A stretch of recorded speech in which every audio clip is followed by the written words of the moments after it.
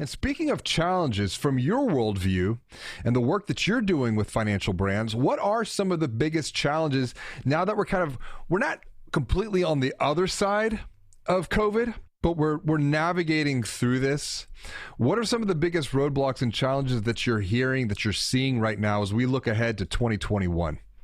I think one of the biggest issues that I'm seeing is that a lot of organizations have kind of put their entire strategic plan on pause.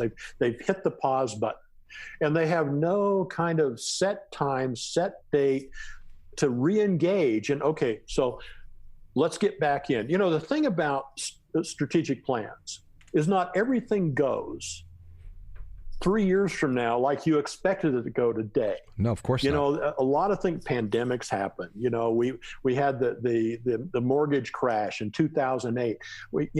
Things happen that they're going to disrupt those plans. And what we have to do is have a process in place that we can quickly understand what the impact truly is, not what we think it is or what we're afraid it is, but what is it really? And then what do we need to do to help that vision of the future become realized? And it may not happen as quickly. It may get slowed down. In some cases, for example, on the digital side, it may have sped it up. We had to do things a lot faster than what we had planned on initially. But what has changed? And to look at it very critically and not just hit the pause button until the next planning session, say, okay, what are we going to do now? Strategic planning should be a once every 3 to 5 year effort with kind of a refresh once a year. It's not a whole planning. I mean, you've got to plan. This is what we want to be in 3 years. Let's see how we're progressing towards that and what needs to be amended. What do we not know then that we know now that we need to take into consideration? Well, I think that's the big challenge. Let's undo the pause button, okay? Yeah, and you talk about undoing the pause button. I'm right there with you. And when you think about creating a bigger, better, brighter future and setting down on that journey, one of the things that I see when it happens with digital is not what are we going to do? That's very easy to say. We need to do, 10 things. It's what are we going to stop doing? Right. How do you have that conversation? Well, yeah, that's usually because, you get into that room, where you got the board and you got the senior executives and they kind of all have their little pet projects. Oh, yeah. So sometimes it's a matter of you first have to prioritize. And the way I like to do that is let's set the priority of what has the most, and it can vary by organization, but typically what has the most member impact? What is going to really change that member relationship or that member experience? Yeah. So you prioritize them all down. And then kind of like the old, GE model, the bottom 10% has to go. I mean, that's all that, and I don't care how much you love that or how cool you think it is, if it didn't hit this. So number one is, what is the outcome? Who's going to benefit the most? Number two is what is the resource requirement?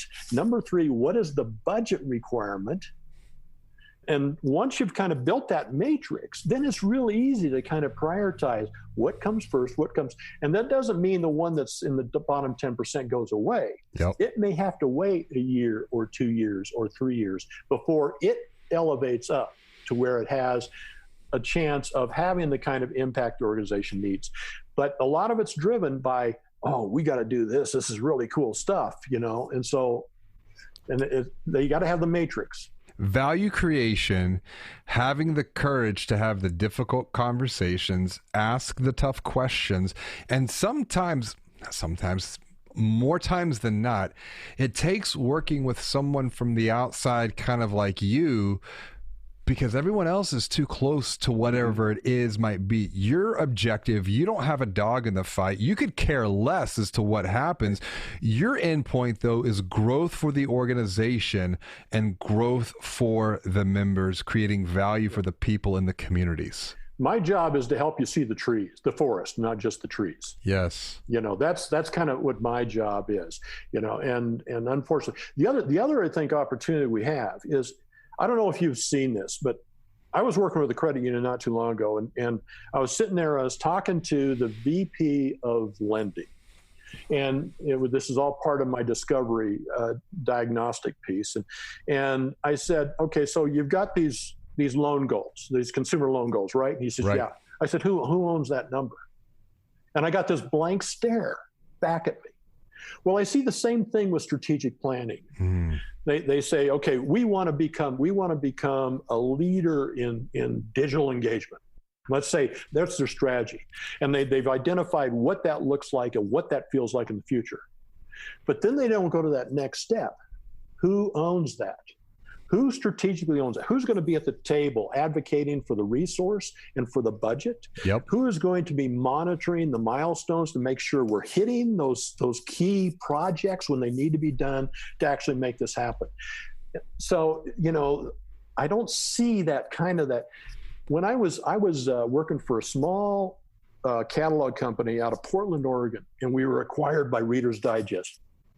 And I had a meeting with the CEO at the time of Reader's Digest. This is several years ago when Reader's Digest still had some value. Right. And what he had just gotten off his quarterly call with the analysts.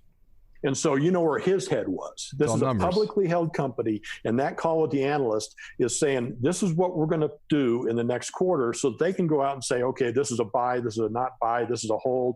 They can do their job, right? Yep. He sat down with me and says, I want to tell you one thing, that if you give me a number, that is a covenant between you and me. And if you don't make that number, then we're going to have another conversation. Okay, so right there's an aha moment for us here. How many credit unions have that mentality of a publicly held company to say, if we're going to commit to this number, then we have to make it. That is our job. And if we can't make it, we got to figure out what we need to do differently so we don't miss it again. Right? I wrote about this in the book because it's one of the 12 A's. It's accountability. Accountability.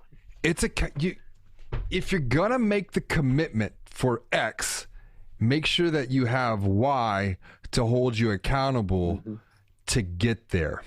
This has been such a good conversation today, Rich, and I thank you for the exponential insights that you have shared with us today. As we get close to wrapping up, I want to look out to the future. It's 2021. What is one thing that you feel, that you believe a financial brand must commit to over the next 12 to 18 months? Because there's so much that they could, but if it's just that one thing, because that's easy to track and put a metric to and hold accountability against. What's that one thing from your world? I don't think I can do one thing. I really don't. I wish I could, James. But I think there are kind of three priorities right now. Sure. One is whatever they're doing now digitally, they've got to refine that, and they've got to define it, and they've got to get much better at it.